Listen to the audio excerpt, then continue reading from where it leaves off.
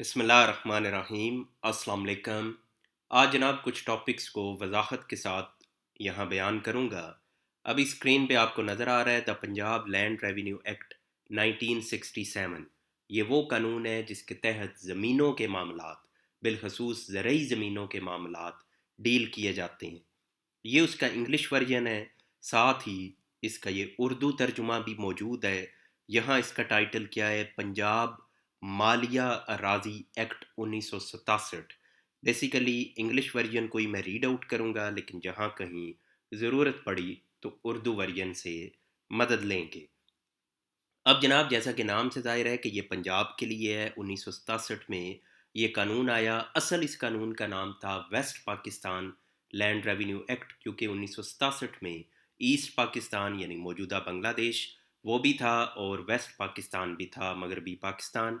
तो ये मगरबी पाकिस्तान के लिए एक्ट था। आज भी ये पूरे पाकिस्तान में नाफज है। सिर्फ ये है, पंजाब की अगर आप बात करें तो यहाँ इसका नाम है the Punjab land revenue act. Sindh में उनका अपना नाम है, बलूचिस्तान के हर जगह पे यही एक्ट है, और तकरीबन 19-20 के फ़र्क के साथ यही अप्लाई है हर जगह पे। सबसे पहले आते हैं जनाब इसके प्रियम्बल यानी इब्तदाइया में। इब्तदाइया में लिखा गया है कि इसका मकसद क्या है इस एक्ट का।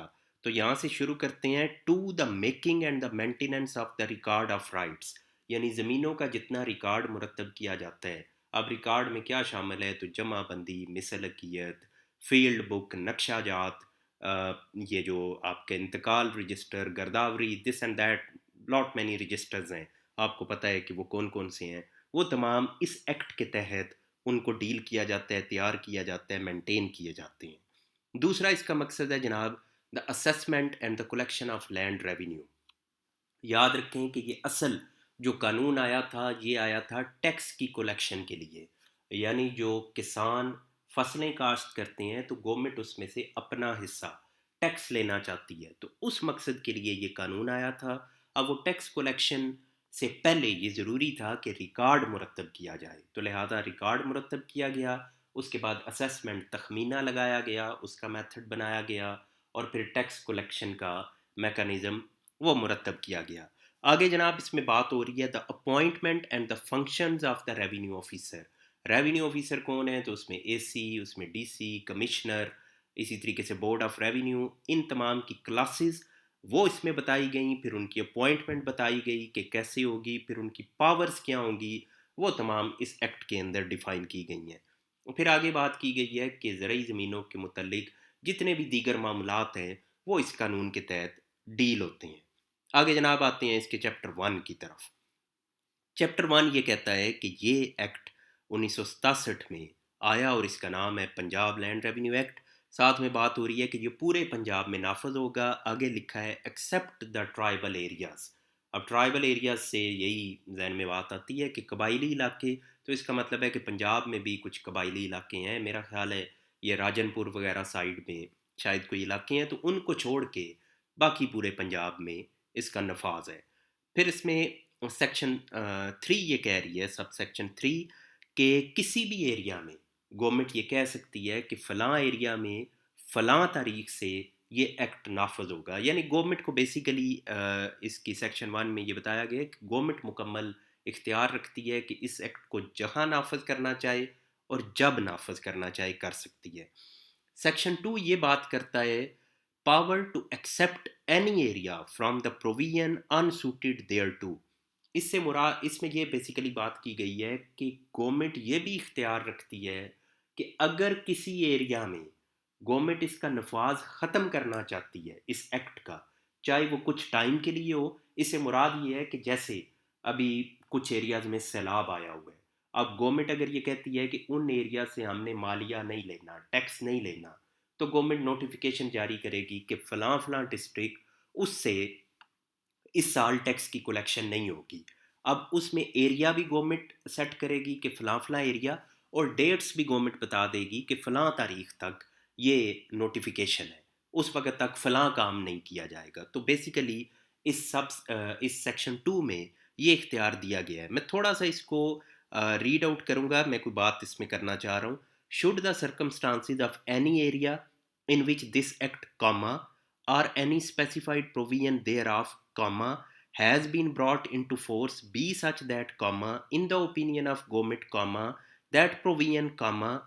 अब ये मैं रीड आउट कर रहा हूँ, आप भी इसको रीड आउट करें। आप 4 बार 6 बार पढ़ेंगे तब जाके माइंड क्लियर होगा कि इसमें बात क्या हो रही है। और ये सिर्फ आप नहीं, वकला साहिबान भी जब इसको पढ़ते हैं तो बार बार इसको देखना पड़ता है, तब जाके कॉन्सेप्ट क्लियर होता है कि इसमें लेजिस्लेचर यानी जिन्होंने ये स्टैचू बनाया वो क्या बात करना चाह रहे हैं। अब ये कानून किसने बनाया है? तो ये कौमी असम्बली में बैठे हुए MNAs ने बनाया है। अब अगर वकला को बार बार पढ़ के तो फिर ये क्लियर होता है कि इसमें क्या बात हो रही है। और उसमें भी एक वकील साहब इसकी एक तशरीह करेंगे, दूसरे हो सकता है थोड़ी सी मुख्तलिफ करें। और जब जज साहब के सामने कोई केस चला जाए तो उसमें हो सकता है वो अपनी तशरीह करें। उसकी वजह क्या है कि ये कॉम्प्लिकेटेड ज़ुबान होती है, कॉम्प्लिकेटेड स्टाइल है जिसमें इसको लिखा जाता है। अब आपके जो भी MNA हैं, आप जिस भी डिस्ट्रिक्ट से हैं, अपने MNA को जहन में लाएं और फिर इस कानून को पढ़ें और फिर थोड़ा सा उनको आपस में जोड़ें, कानून को और MNA साहब को, और सोचें कि क्या वो ये बना सकते हैं। क्योंकि उनका असल मकसद तो ये कानून साजी होता है हमारे MNAs का। तो क्या वो ये कर सकते हैं कि जिनको आपने उधर भेजा हुआ है? हर जमात में बड़े बड़े काबिल लोग भी हैं, खा वो PTI है, PMLN है, पीपल्स पार्टी है, बड़े बड़े काबिल लोग हैं। लेकिन वो जो काबिल हैं वो कम लोग हैं। मेजॉरिटी वो है कि जिनसे शायद ये पढ़ा भी ना जाए, और अगर वो पढ़ भी लें तो तशरीह वो खैर बिल्कुल भी नहीं कर सकेंगे। अक्सरियत ऐसे लोगों की है। बहरहाल ये मैंने ऐसे बाय द वे बात कर दी। अब ये जो सेक्शन 2 है इसमें यही बात हुई है कि गवर्नमेंट किसी भी एरिया को कभी भी एक्सक्लूड कर सकती है कि इस पे ये कानून अप्लाई नहीं हो रहा, चाहे वो कुछ टाइम के लिए या कुछ हिस्से को वो एक्सक्लूड करती है कि ये फ़लाँ हिस्सा इस एक्ट का वो अप्लाई नहीं होगा। आगे जनाब सेक्शन 3 वो ये बात कर रहे हैं, exclusion of certain land from operation of this act, the provision of this act relating to assessment. अब इस पे गौर करें कि असेसमेंट के हवाले से जो सेक्शंस हैं इस कानून के अंदर, and collection of land revenue, और जो रेवेन्यू की कलेक्शन यानी टैक्स की कलेक्शन के हवाले से जो सेक्शंस हैं, शैल नॉट बी एप्लीकेबल, वो अप्लाई नहीं होंगी, उनका नफाज नहीं होगा, to an area notified by the board of revenue. Board of revenue जिस एरिया का कह देगा कि इस एरिया की ना असेसमेंट होनी है ना इससे टैक्स लिया जाना है, तो जिसको नोटिफाई कर देगा तो उस हिस्से में, उस एरिया में इस एक्ट की ये सेक्शंस, कौन सी सेक्शंस, यानी असेसमेंट वाली और टैक्स कलेक्शन वाली, वो अप्लाई नहीं होंगी। अब वो कौन से एरियाज हैं? तो वो बेसिकली वो एरियाज हैं कि जहां आबादी हो जाती है, क्योंकि बेसिकली तो ये फसलों पे टैक्स लगना है। तो जिन ज़मीनों पे आबादी हो गई है, वहाँ फसलें ख़त्म हो गई हैं, तो वहाँ ज़ाहिर है ना असेसमेंट होगी और ना ही वहाँ से टैक्स कलेक्ट होगा। लेकिन बोर्ड ऑफ रेवेन्यू पहले नोटिफाई करेगा, नोटिफिकेशन में वाजे करेगा कि ये एरिया एक्सक्लूड कर दिया गया है। अब ये जो सेक्शन 3 है ये बेसिकली इंतहाई इम्पोर्टेंट है। पहले ये सेक्शन इसमें बातें और बयान की गई थी। मैं थोड़ा सा अगर उस तरफ आपको लेके जाऊं, ये 7, ये पहले ये था सेक्शन 3, काफ़ी डिटेल इसमें बात की गई थी। अब इसको काफ़ी शॉर्ट कर दिया गया है। इसमें ये भी बता दूं, मेरे इसी तरह यूट्यूब के एक फॉलोअर थे, उन्होंने इसको हाईलाइट किया कि जनाब इसमें तो अमेंडमेंट आ चुकी है सेक्शन 3 के अंदर। वो काफ़ी ज़्यादा नॉलेज रखते थे इस हवाले से, उन्होंने इसको सामने वो लेके आए। अब होता ये है कि कोई भी अमेंडमेंट जब आती है तो तशरीह मैंने पहले भी शायद बात बयान की कि तशरीह तो इसकी करनी है वकला ने और अदालतों ने। अदालतों ने इसकी तशरीह करनी है, और कौन सी अदालतों ने? हाई कोर्ट और सुप्रीम कोर्ट ने। अब ये अगर कोई तब्दीली आई भी है किसी सेक्शन के अंदर, अब अगर कोई केस आज शुरू हुआ है तो वो जाके हाई कोर्ट सुप्रीम कोर्ट में पहुंचेगा 10 साल के बाद। तो 10 साल के बाद फिर इस सेक्शन की तशरीह होगी। अभी तक तो मेरे सामने कोई ऐसी जजमेंट नहीं गुजरी जहां इस तब्दीली के बाद, यानी ये जो अमेंड कर दी गई है सेक्शन 3, इस तब्दीली के बाद इसकी कोई तशरीह की गई हो कि अब इसका क्या नया मतलब है सेक्शन 3 का। पहले आप जहन में रख लें कि जो आपके रेवेन्यू डिपार्टमेंट है, इसको अगर कहा जाए कि किसी अर्बन एरिया में यानी जहाँ आबादी है वहाँ डिमार्केशन करनी है, यानी हदबंदी हदबरारी वगैरह करनी है, तो वो कहते हैं ये हमारा काम नहीं। पार्टीशन की बात हो तो वो कहते हैं ये हमारा काम नहीं। और कई ऐसे मैटर्स हैं वो कहते हैं ये हमारा काम नहीं, ये सिविल कोर्ट का काम है। और वाकई उनका काम नहीं था। अगर आप पुरानी सेक्शन 3 को पढ़ें, जो मौजूदा सेक्शन 3 है जिसको मैंने अभी रीड आउट किया, इसमें तो बड़ा लिमिटेड सी बात की गई है। पहले इसमें बहुत ज़्यादा था कि रेवेन्यू डिपार्टमेंट ये भी नहीं कर सकता, ये भी नहीं कर सकता, ये भी नहीं कर सकता। अब सिर्फ उन्होंने कह दिया है कि टैक्स कलेक्शन नहीं कर सकता और असेसमेंट नहीं कर सकता। आगे जनाब आते हैं इसकी सेक्शन 4 की तरफ। अब ये है डेफिनेशंस। इसमें बहुत सी बातों को शॉर्टली बयान किया गया है कि किस लफ्ज़ का क्या मतलब है। सबसे पहले है एग्रीकल्चर ईयर। वो बताया गया है कि फर्स्ट डे ऑफ जुलाई से एग्रीकल्चर ईयर यानी साल सॉरी शुरू होता है। आगे जनाब आ रहा है अराजी रिकॉर्ड सेंटर। अब इससे आप तमाम लोग वाकिफ़ हैं जिनका एरिया कंप्यूटराइज्ड है। अराजी रिकॉर्ड सेंटर, उसका मतलब बयान किया गया है उसका क्या है। और ये क्योंकि काम करता है under land record authority act 2017। कोई भी नया जब इदारा बनाया जाता है तो उससे पहले उसका एक्ट आता है। तो इसका जो एक्ट है वो है 2017 में आया है, जिसके तहत अराजी record centre Punjab land record authority basically बनाई गई है। आगे जनाब बात हो रही है arrears of the land revenue. Arrear से मुराद ये होती है कि जब आपका लैंड रेवेन्यू यानी जो टैक्स आपने अदा करना है वो आपने नहीं अदा किया, ड्यू हो गया है, तो उसको फिर कहा जाएगा एरियर्स। असेसमेंट सर्कल, गवर्नमेंट ने यानी बोर्ड ऑफ रेवेन्यू ने तयन कर रखा होता है, सर्कल बनाए होते हैं, जिसे पटवार सर्कल वगैरह भी आप कहते हैं या रेवेन्यू सर्कल कहते हैं। तो वो मुख्तलिफ तरह के सर्कल बने हुए हैं अपनी सहूलत के लिए, ताकि असल मकसद टैक्स की कलेक्शन है उसको आसान बनाया जा सके। अब इन सब को मैं रीड आउट नहीं कर रहा, तो इसमें बेसिकली यही बातें की गई हैं। जो कोई इन्हें रीड आउट करना चाहे, गवर्नमेंट की वेबसाइट पे ये पूरा लॉ पड़ा हुआ है, आप वहाँ से इसको रीड आउट कर सकते हैं।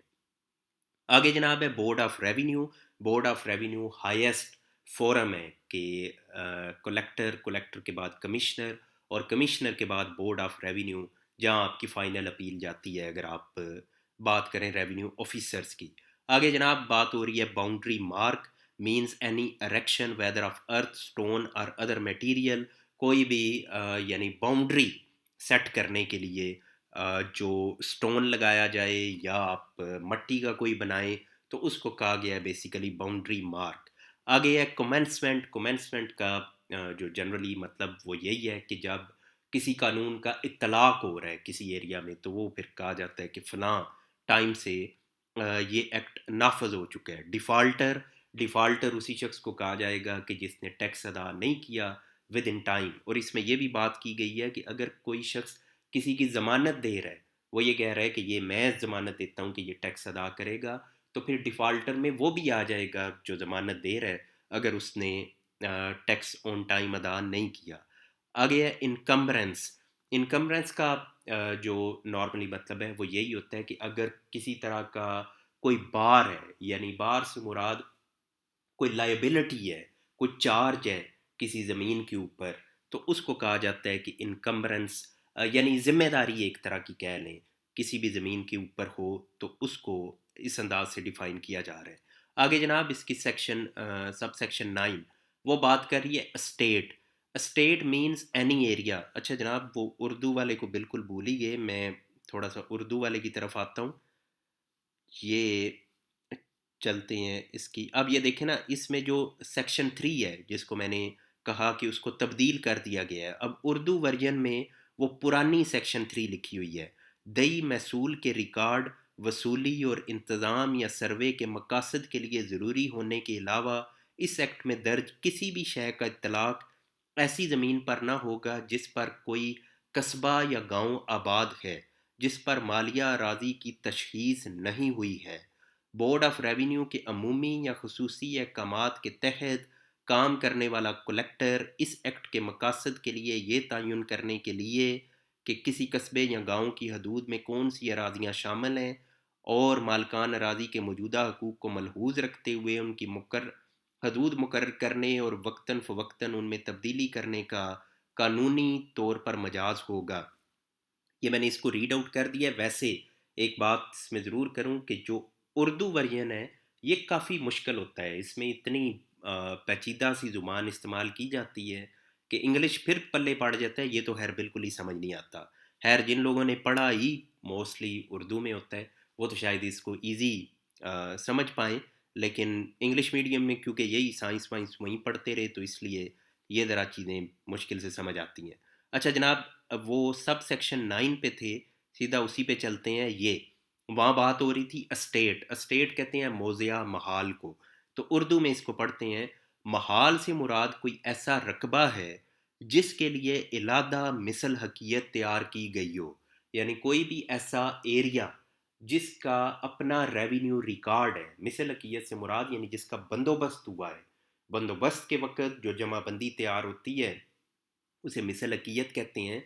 तो जिस एरिया की मिसल हकीयत होगी, उसको हम मौज़िया कहेंगे या महाल कहेंगे, जिस पर इलादा मालिया अराज़ी तशख़ीस किया गया हो। इसी तरीके से जिस एरिया की असेसमेंट की गई है कि यहाँ कितना टैक्स बनता है, तो उसको भी हम महाल कहते हैं। जिसे बोर्ड ऑफ रेवेन्यू अमूमी कायदे या खसूसी हुक्म के ज़रिए महाल करार दे।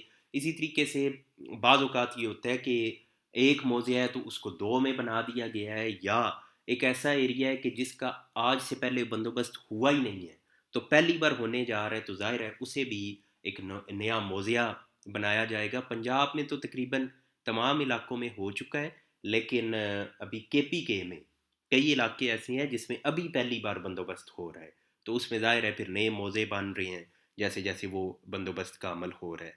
आगे जनाब वापस चलते हैं उसी इंग्लिश वाले वर्जन पे। उर्दू वाला जो पढ़ना चाहे ज़ाहिर है वो इनको पढ़ सकता है। होल्डिंग, होल्डिंग से मतलब होता है खेवट, जिसको आप कहते हैं, तो वो उसे इंग्लिश में होल्डिंग कहा जाता है। और एक खेवट में एक मालिक भी हो सकता है और एक से ज़्यादा मालकान भी हो सकते हैं। आमतौर पे एक ख़ानदान के लोग इसके अंदर मालिक होते हैं। आगे जनाब बात हो रही है इरिगेटेड लैंड। इरिगेटेड लैंड से मुराद क्या है कि वो लैंड जो कैनाल यानी नहर के ज़रिए, ट्यूबवेल, वेल, लिफ्ट, स्प्रिंग, चश्मा, टैंक और by any other artificial means of irrigation, मसनूई तरीक़ों से जिसको काश्त किया जा रहा है, उस एरिए को कहा जाएगा इरिगेटेड लैंड।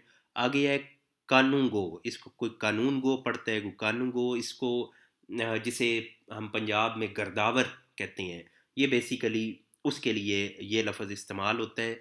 आगे जनाब इंक्लूड्स अ सुपरवाइजिंग टप्पेदार, टप्पेदार, ये उर्दू में मैं इसको पढ़ रहा था, इसको लिखा हुआ है टप्पेदार, ये जनाब 11 में। अब हमारे इधर पंजाब में तो नहीं है, कम से कम हमारे इलाके में तो नहीं है टप्पेदार। ये गालिबन सिंध में ये टर्म इस्तेमाल होती है और शायद पंजाब में भी होती हो, लेकिन क्योंकि हमारे इलाके में नहीं है इसलिए मैंने नहीं इसको सुना हुआ। तो कानून गो ये पटवारी से ऊपर होता है, कानून गो या गर्दावर, पटवारी से जो नेक्स्ट दर्जा है हायरार्की में, उसे कानून गो कहते हैं। आगे जनाब लैंड लॉर्ड, लैंड लॉर्ड से मुराद क्या है, तो एक होता है लैंड ओनर यानी ज़मीन का मालिक। वही ज़मीन का मालिक अगर उसके नीचे एक मज़ेरा है यानी उसने अपनी ज़मीन रेंट पे दी हुई है, तो फिर वही जो मालिक है उसके लिए टर्म हम यूज़ करेंगे लैंड लॉर्ड, कि अब ये लैंड लॉर्ड है और दूसरा कौन है यानी जो मज़ेरा है वो क्या है, टेनेंट। तो अब जब इस रिश्ते में हम बात करेंगे तो हम एक बंदे को कहेंगे कि ये टेनेंट है यानी मज़ेरा है, और जो मालिक है ओरिजिनली उसको क्या कहा जाएगा, लैंड लॉर्ड। और बाद औक़ात ये भी है कि वो असल मालिक नहीं, समझ लें किसी की ज़िम्मेदारी किसी ने लगाई हुई है कि ये मेरी ज़मीन है, इसको आगे ठेके पे दे दो। तो अब वो बंदा भी जो है, जो असल मालिक नहीं है, लेकिन वो लैंड लॉर्ड की हैसियत से एज़ अ मालिक वो कर रहे काम, और उसके नीचे उसने कोई मज़ेरा रखा हुआ है, उससे फिर वो किराया वगैरह वसूल करते हैं। तो ये लैंड लॉर्ड में वो बात बयान की गई है। आगे ही फिर लैंड ओनर की बात की गई है, और ओनर कौन है, ओनर वही शख्स है कि जो ओरिजिनल मालिक है ज़मीन का। आगे है लैंड रेवेन्यू।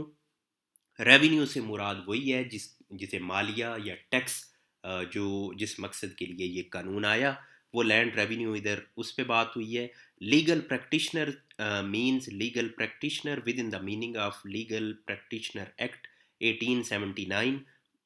इससे मुराद आई गेस वकला ही है, क्योंकि लीगल प्रैक्टिशनर से तो वही मतलब बनता है। लेकिन आगे ये जो एक्ट लिखा गया है ये कोई काफ़ी पुराना है, जबकि वकला के लिए तो गालबन 1976 का कोई एक्ट है। तो चलें जो भी है net assets of an estate or group of estate means the estimated average annual surplus produce of such estate or group of estate remaining after deduction of the ordinary expenses of the cultivation as ascertained or estimated net assets यानी किसी भी estate का वो बताया गया है कि उसका जो ओवरऑल यानी तमाम एक्सपेंडिचर्स के बाद बाकी जो कुछ बचता है तो उसको नेट एसेट्स कहा जा रहा है। एक्सप्लेनेशन आगे की गई है। Ordinary expenses of the cultivation includes payments.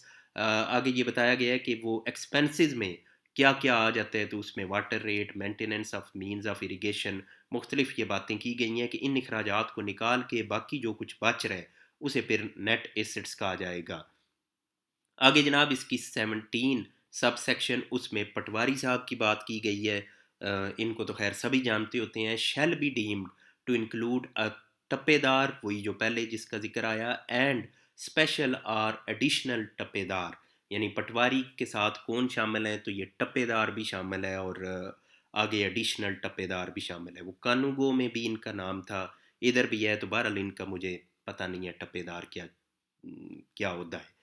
आगे जनाब पे with its grammatical variation and cognate expressions include when used with reference to the rent, deliver, render with their grammatical variation। ये जनाब कोई समझ नहीं आई कि इसमें क्या बात हो रही है। आगे जनाब 19 में prescribed means prescribed by the rules made under this act। ये बेसिकली एक वर्ड को ही कहा गया है। प्रिस्क्राइब यहाँ आएगा तो उससे मतलब ये लिया जाएगा, ये जो एक्ट आया 1967 का, इसके बाद फिर रूल्स आए थे 1968 में। इसी एक्ट को नाफज करने के लिए वो रूल्स बनाए गए थे। तो वो यहाँ कहा जा रहा है कि जहाँ प्रिस्क्राइब्ड का लफ्ज़ आएगा तो उसका मतलब ये होगा कि जो रूल्स में आपने इसको चेक करना है तो वहाँ आपको वजाहत मिलेगी। रेट्स एंड द सेसेस, यहाँ बात हो रही है कि जो टैक्स अप्लाई होगा वो किस रेट से अप्लाई होगा, तो वो यहाँ डिस्कस किया गया है। तो बहरहाल इसकी डिटेल नहीं पढ़ते, वो फिर ज़्यादा लेंथी हो जाएगा। आगे जनाब रेंट की बात हो रही है। ये जहन में रखें कि एक है कि जो गवर्नमेंट ने मालिया टैक्स लेना है आपसे फसल के ऊपर, और एक है रेंट। रेंट आपने किसको देना है? रेंट देना है मालिक को। कौन देगा? जो टेनेंट होगा, जो काश्तकार होगा, वो रेंट देगा किसको? मालिक को।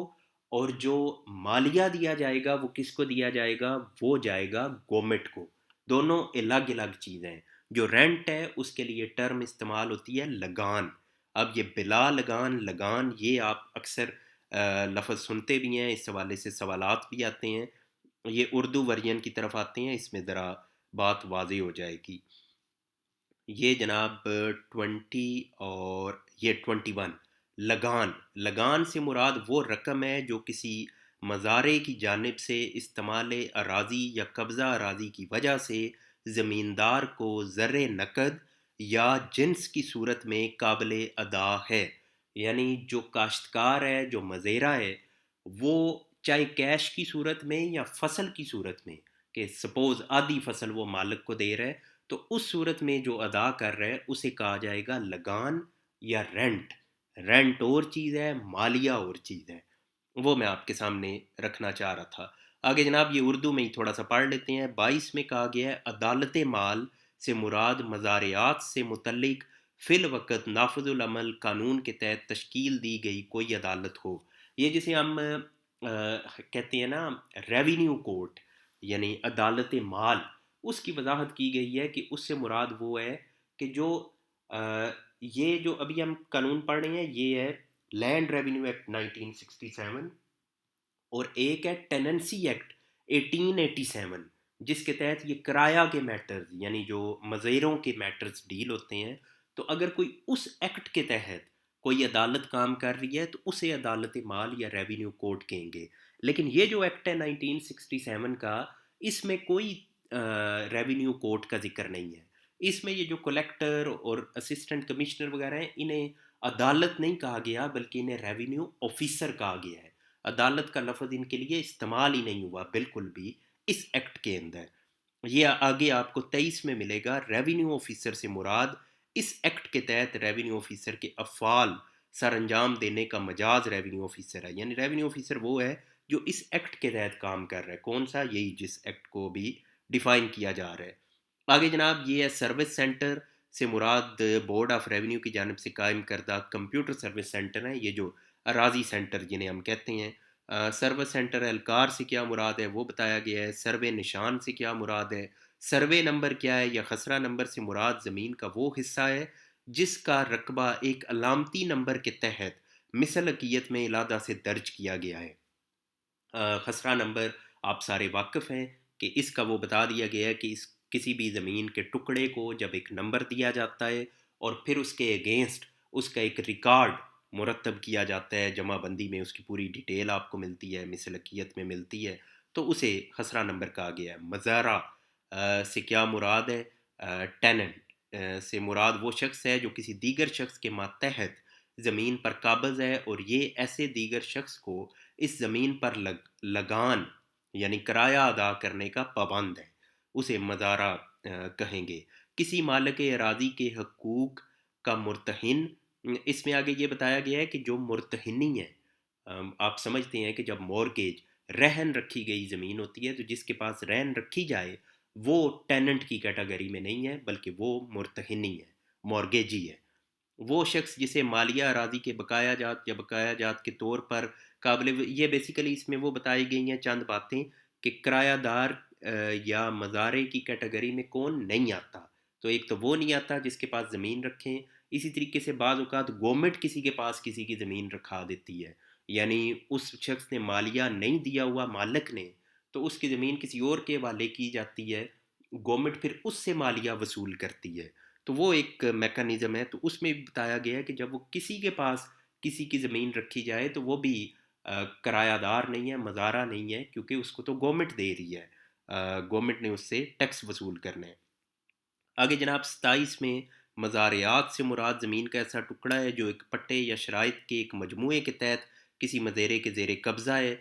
आगे फर्दर ये फिर बात की गई है गैर आबपाशी अराज़ी से मुराद सैराब की गई ज़मीन के अलावा कोई ज़मीन है और इसमें बारिशों, सैलाबों, पहाड़ी नालों से सैराब, यानी इसमें ये ज़मीन की वो पहले हमने पढ़ा ना इरिगेटेड लैंड, और ये है अनइरिगेटेड लैंड। इससे मुराद वो रकबे हैं कि जिनको आर्टिफिशियल मसनूई तरीके से सैराब नहीं किया जा रहा बल्कि वो बारिश से सैराब हो रहे हैं या किसी नदी नाले से सैराब हो रहे हैं या सैलाब से सैराब हो रहे हैं, तो उनको फिर इस कैटेगरी में रखा जाएगा। दही अफसर, विलेज ऑफिसर इसको इंग्लिश में कहते हैं। इससे मुराद ये है इस एक्ट में जिसका फ़र्ज़ किसी महाल के मालिया की वसूली, यानी एक ऐसा अफसर कि जिसका काम है मालिया वसूल करना, उसकी निगरानी करना। इसमें कौन आ रहा है? इसमें कानून गो, पटवारी, सर्विस सेंटर के एहलकारान, ज़ाब्त, कोटर या टप्पेदार। अब ये कोटर, टप्पेदार, चपड़ासी, अरबाब, रईस, सरबराहान, नंबरदार जिसको कहते हैं, तो वो जनाब ये तमाम लोग दई ऑफिसर, विलेज ऑफिसर में शामिल हैं। आगे जनाब ये इसमें ख़त्म हो गया है इसका चैप्टर 1। इसमें ये तशरीहात थी और प्लस इस एक्ट की के हवाले से बुनियादी बातें बताई गई हैं। मैं इस पे पहले भी बात कर चुका हूँ लेकिन ये उर्दू वर्जन सामने आया तो मैंने कहा कुछ इसको भी डिफ़ाइन किया जाए और मज़ीद इसमें बातें वजाहत के साथ आपके सामने भी रखी जाएँ और साथ साथ चलें। मेरी अपनी भी रिवीजन हो गई। थैंक यू वेरी मच जनाब।